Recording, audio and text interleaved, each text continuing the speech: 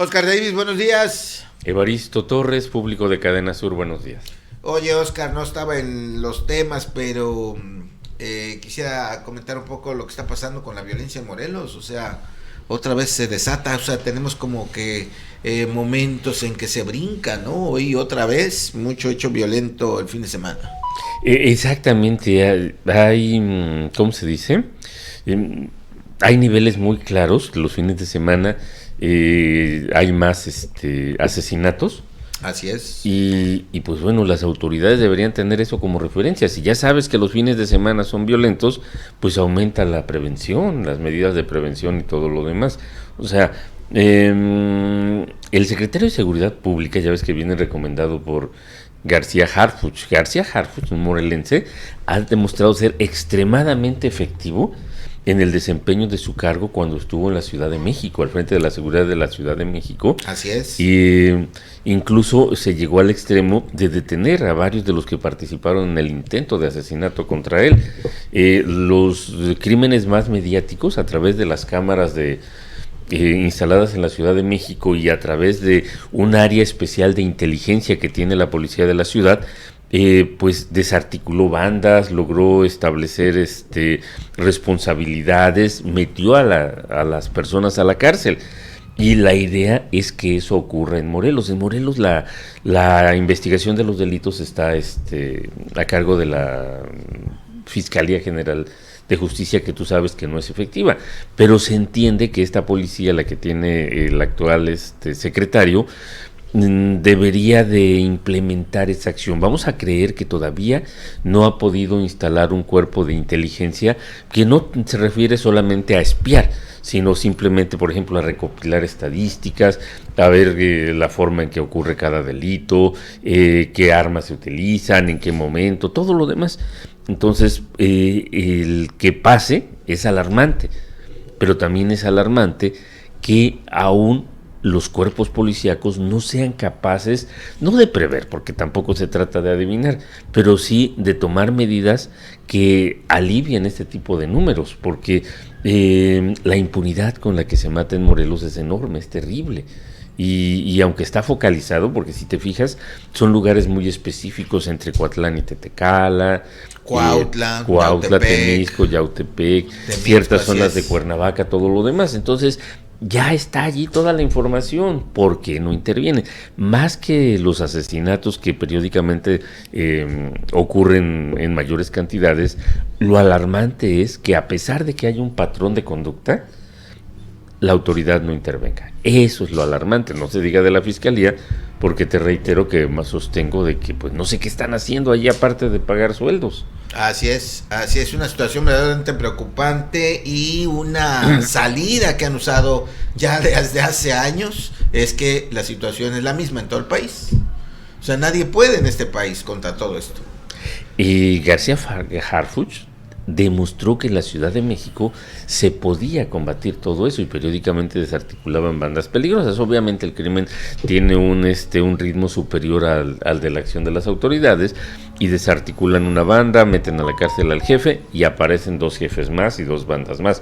Pero ese tipo de actuación es la que necesitamos en Morelos, sobre todo cuando la delincuencia organizada te muestra claramente cómo trabaja. O sea, dijeras tú, está todo subterráneo, pero a través de los crímenes se nota inmediatamente los territorios, la forma de operación, los días preferidos y todo eso. Y la autoridad no está tomando esa información. Entonces, eso es lo alarmante, Evaristo. Absolutamente. Llevamos ya 40 días de este gobierno. El compromiso principal fue la seguridad, el gobierno de Morelos, y todavía no se materializa. Días, no. Más de 40, 100 días quise decir. 100 días, más de 100 días, es correcto.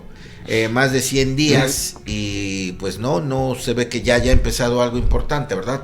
Así es que no nos explicamos los ciudadanos, como dice Oscar, habiendo recurrencia, habiendo ubicado los focos rojos, sabiendo, porque se supone que ya saben que grupos criminales operan aquí, pues todavía no se hayan combatido lo suficiente. Así es que bueno, hay que cuidarse, no hay más. Y pues como decía yo hace rato, el argumento es de que pues vais a donde vais, a cualquier estado, pues la delincuencia ahí también está igual, ¿no? Vayas a, bueno, qué decir de Sinaloa, que este fin de semana, por cierto, Oscar, hubo manifestaciones. Decíamos aquí que no había que normalizar la violencia, que ya no veíamos protestas. Regresan también las protestas, ¿no? Exactamente, sobre todo porque la muerte de 2 menores de edad fue lo que la gota que derramó el vaso allá en Sinaloa y obligó al gobierno federal a intervenir. En contraste, en Mérida, he estado en Mérida y pues bueno, es otro mundo, ¿no? Y yo no entiendo, aunque la delincuencia organizada también ha incursionado en Yucatán y hay zonas de la península que realmente están como acá, pero hay ciudades como Mérida donde la percepción de tranquilidad es distinto. Ya ves que lugares que eran el paraíso, como a donde te gusta estar, que se llama ¿qué? Playa del Carmen.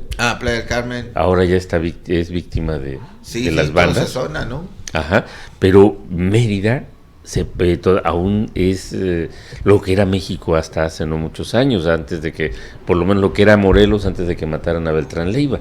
¿Por qué no podemos volver a esos niveles? Fíjate, Morelos, lo que era antes de que mataran a Beltrán Leiva, ¿cuánto tiene de eso? Como 10 años, ¿no? Poquito más de 10 años. Y seguimos desde más de 10 años en esta situación. Lo que un columnista señala, que demostraba que era el crimen organizado el que mantenía la paz, no la autoridad. Así parece ser. Bueno, pues es un tema que no podemos evitar tocar por lo que estamos viviendo. Y otro tema también que hace una semana comentábamos, antes de que asumiera el nuevo presidente norteamericano, pues se están cumpliendo los pronósticos. Muchas situaciones están presentando en el mundo con el nuevo presidente norteamericano, y el foco central, Oscar, fue la migración, los migrantes y todo lo que están padeciendo, su persecución, etcétera, etcétera. Antier, o hace 4 días, Estados Unidos mandó 2 aviones cargados con deportados a Colombia. Colombia se negó a recibirlos. Entonces, ayer, Donald Trump, ayer por la mañana, dijo que entonces le iba a aplicar aranceles a las mercancías que exporta Colombia del 25 hasta el 50%. Y hace unas horas Colombia se echó para atrás y decidió recibir a los deportados que le envíe Estados Unidos. Entonces, la economía está jugando un papel fundamental. Esos deportados confiesan o narran que fueron subidos al avión encadenados, sin alimentos, sin todo lo demás. Estamos viviendo un mundo en donde los llamados derechos humanos ya no son lo que eran. Así es, cuando los derechos humanos, la Declaración Universal, pues era lo que regía, ¿no?, a los gobiernos, y también justamente en países donde se respetaban los derechos humanos, donde no se respetaban, pues tenían sanciones. Y hoy el que sancionaba ahora es el que está cometiendo este tipo de situaciones en el mundo, ¿no? Y otra cosa que hay que decir, porque vimos mucho, Oscar, toda esta semana, mucho tema de migrantes y la compasión que hay hacia ellos y demás, que también salen de su país porque no encuentran los satisfactores en el suyo. Estamos hablando de la violencia, y en nuestro país hay lugares donde hay mucha violencia que hace que la gente se vaya a otro lado, ¿no? Sí, aunque en estos momentos ha cesado las emigraciones por violencia, pero hasta hace algunos años, Chihuahua, Coahuila, Durango, Michoacán, Sinaloa, hasta Chiapas. Y bueno, lo de Chiapas es más reciente, tiene unos 6 meses para acá, que la gente tuvo que empezar a huir incluso a otro país, a Guatemala, para escapar de la violencia en sus comunidades. O sea, la violencia es uno de los principales factores que provoca las migraciones internas. Pero ¿para qué vas a emigrar a otro estado de México si no vas a encontrar empleo? Entonces prefieren hacer la emigración, pues arriesgarse a todo, en donde podrían prosperar a través de el llamado sueño americano, que la economía de Estados Unidos permite que llegue sin nada, una mano atrás y otro adelante, como llegó la familia de Donald Trump. Así casualmente es. Aunque la diferencia está de que esa familia, llegada de Alemania, son blancos, y no siendo blancos te enfrentas a la discriminación. O sea, no se trata de un tema económico nada más. Aquí pasa algo. Los Estados Unidos es un país muy tecnificado, pero hay labores que no necesitan, como que no pueden usar la tecnificación, máquinas para hacer las cosas, sino que tiene que ser a mano, y lo que hacen esos trabajos son migrantes, normalmente mexicanos, aunque México, la gente que envía ha pasado a otra categoría, como ahora los jóvenes ya llevan una cierta preparación, aunque sea del CONALEP, por ejemplo, y ya hacen trabajos manuales, pero de un nivel un poquito superior, y los trabajos manuales más rudimentarios. Exacto, le tocaba a los salvadoreños, venezolanos, sí, sí, y todos los demás. Los cubanos son otra categoría porque como Estados Unidos quiere acabar con el régimen de Cuba, acepta a los cubanos porque cada migrante cubano es un fracaso del gobierno socialista. Entonces ellos viven en una situación diferente, pero ahora mexicanos, salvadoreños, centroamericanos en general y colombianos son las víctimas de Donald Trump. Supuestamente va también a deportar a llegados de Asia, gente llegada de Asia. Hay muchos chinos, japoneses, no, perdón, chinos, coreanos, pues hay de todo Vietnam, ahí, ¿no? Pero básicamente esas deportaciones son racistas, es una manifestación de su racismo, Evaristo. Absolutamente, y aquí acentuar otra vez que también es responsabilidad de los gobiernos de donde sale, ¿no? Una persona que quiere emigrar por gusto, bueno, pues se le respeta, pero cuando el tema es la necesidad, pues ahí también habrá que ver qué están haciendo los gobiernos para satisfacer las demandas, las necesidades de la población, para que no tengan que emigrar por obligación. Bueno, mucho de esto se dijo y se seguirá diciendo, y mucho que comentar, Oscar, y apenas va una primera semana, así es que, pues bueno, habrá que estar atentos, pendientes a todo lo que se nos viene. Ya pusiste el primer ejemplo con Colombia, que hoy los periódicos del mundo dicen Donald Trump dobló al presidente de Colombia, ¿verdad? Porque sí, aunque él decía que no, al final aceptó las condiciones norteamericanas. Bueno, y una cosa que no quería dejar pasar es que en la toma de posesión de hace 8 días me llamó a mí la atención mucha invocación a Dios, cantos incluso hacia Dios, y el propio presidente dijo, Dios me salvó, algo que no vemos en nuestra política. La norteamericana sí, ¿no? Hay esta clara alusión directa de que Dios los apoya. Ya ves, en su dinero dicen en Dios confiamos. Así es. Es un estado, no es confesional, o sea, no obliga a la gente a participar en una cierta religión, pero sí fue fundado precisamente basado en la libertad religiosa. Los fundadores de Estados Unidos son gente que practicaba una religión distinta de la religión oficial de Inglaterra, en donde eran reprimidos, entonces escaparon a la libertad y fundaron un país donde podían buscar la felicidad y todo lo demás, pero viajaron al amparo de Dios, según sus conceptos. Entonces, Dios es un concepto muy presente en la sociedad norteamericana, al grado de que hay una serie de estados que le llaman el cinturón bíblico, en donde, por ejemplo, por la influencia de los pastores religiosos, de los líderes religiosos, está prohibido enseñar la evolución. Ah, caray. Allá en las escuelas enseñan que los hombres fueron creados por Dios y descendemos de Adán y Eva y todo lo demás. Darwin no existe. Allá no existe, y de hecho hay una serie de leyes nuevas.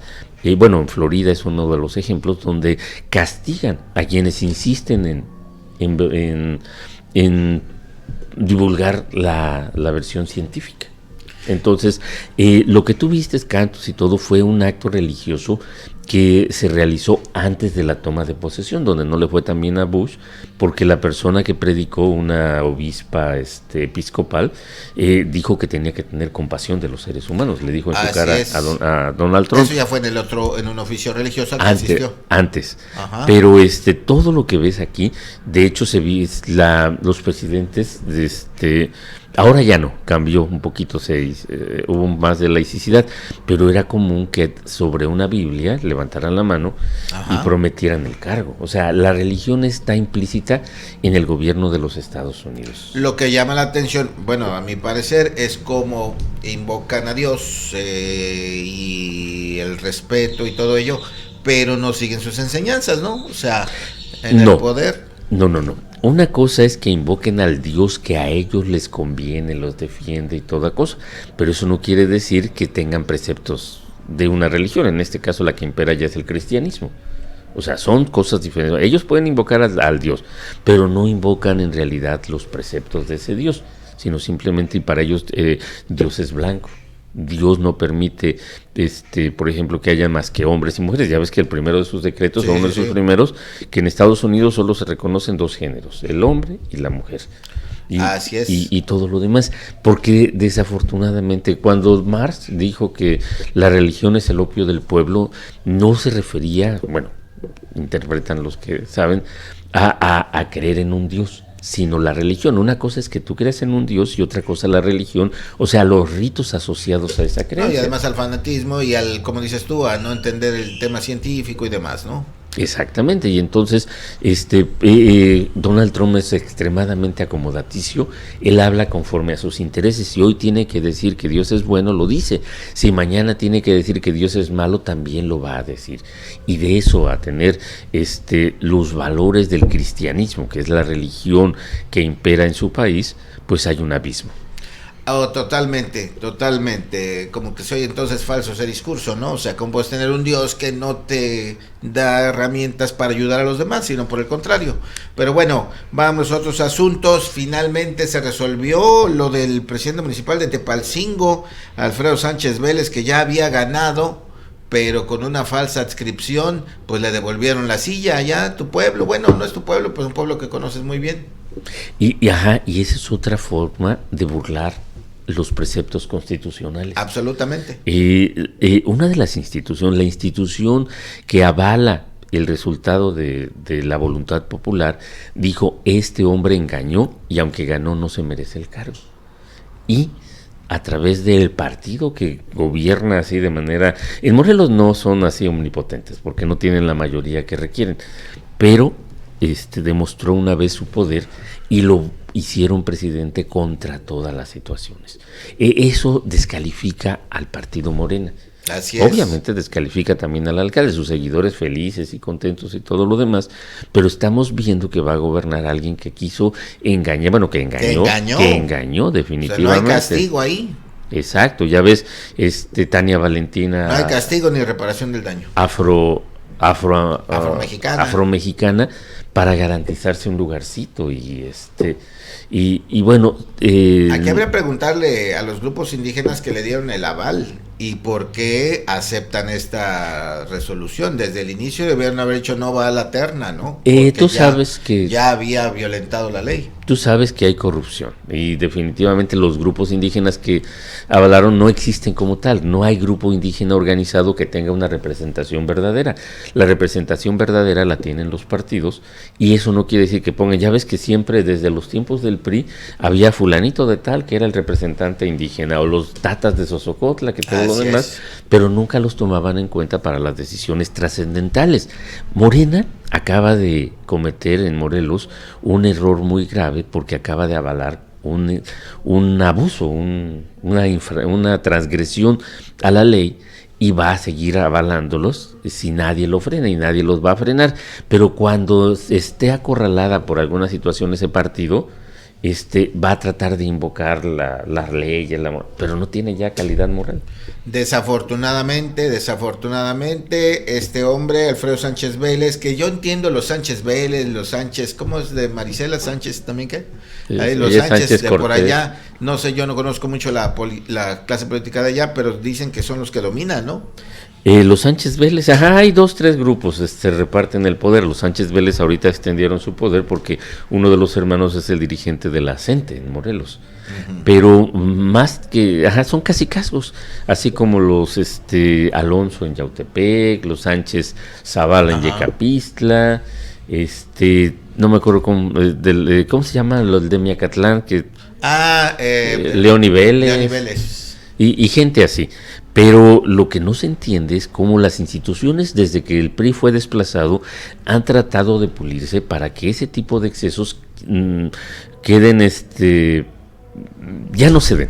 Siempre que le modifican la ley, ya ves que encuentran la manera de burlar la ley. Ahora, este tipo trató de burlar la ley, no pudo, lo detectaron, las instituciones dijeron, miente, aquí, ¡pum!, castigado. Y le quitan el castigo los morenistas. Así es, y hay que decir dos cosas más. La primera, Habría que revisar si Tepalcingo está calificado, considerado como municipio indígena. Si esto es así, entonces era inelegible este hombre, porque si se demostró que no era indígena, pues ya no podía aspirar a gobernar ese municipio. No es un municipio indígena. No Los está municipios en esa indígenas, categoría, porque hay varios municipios indígenas sí, ya pero catalogados como tal. Son 4. Y que deben tener candidatos del mismo origen, así las cosas. Bueno, y la segunda cosa es la que se ha dicho claramente, cómo lo descalifican y luego vuelve a ser incorporado, pues vea, o sea, no pasó nada, ¿no? O sea, no pasó absolutamente nada, se salió con la suya, puede pararse frente a cualquiera y decirles no, que no, incluso burlarse, ¿no?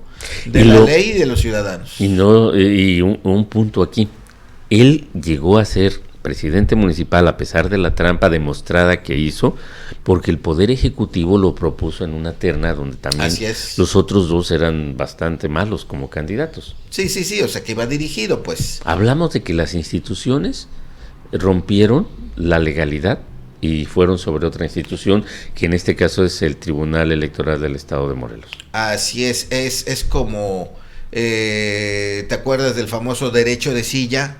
Bueno, no puede ser presidente, pero su partido ganó, que sea otro de su propio partido, ¿no? Pero en este caso ya ni eso hubo, no hubo cambio, fue el mismo.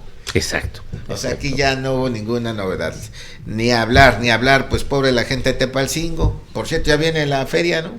Sí, creo que va a ser en marzo esta vez. Sí. El tercer viernes, ¿no? Una de las ferias más grandes. La segunda más grande del país, de las ferias populares. Y todavía muy autóctona, todavía con todos los cosas como antes, ¿verdad? Y en la calle, y bueno, se instala en toda la centro de la población.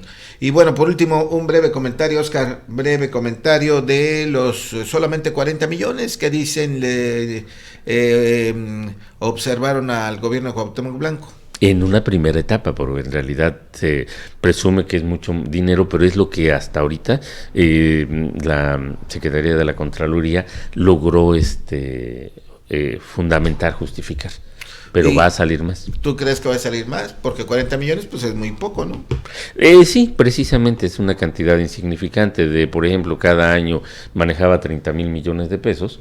40 millones es absolutamente nada, por eso señal, pero es lo que con documentos se pudo constatar. Ahora, hablando de estas irregularidades, también se habla de que funcionarios del propio gobierno compraron terrenos en Tequesquitengo muy baratos. ¿Se llegará a saber quiénes fueron esos funcionarios? Porque dicen que están dispuestos a devolver el terreno o pagarlos. Los están conminando a que los devuelvan para que la cosa quede en paz. Ya sabes que la única que lo ha admitido fue Sandra Naya, que dijo que ella lo tenía porque tenía dinero para comprar esas cosas, pero pues no se daba cuenta que estaba admitiendo un delito. Tiene el fuero federal de diputada, entonces no le pueden hacer nada. Pero probablemente sí terminen por regresarlos para que no haya más problemas, porque según lo que adelantaba nuestro colega Jesús Castillo, que siempre cito porque la profundidad de sus investigaciones siempre me termina por asombrar, ¿no? De cómo llega a esos detalles, que algunos, aparte de que los compraron a un precio menor, usaron créditos de esos que se les dan a los trabajadores del gobierno del estado.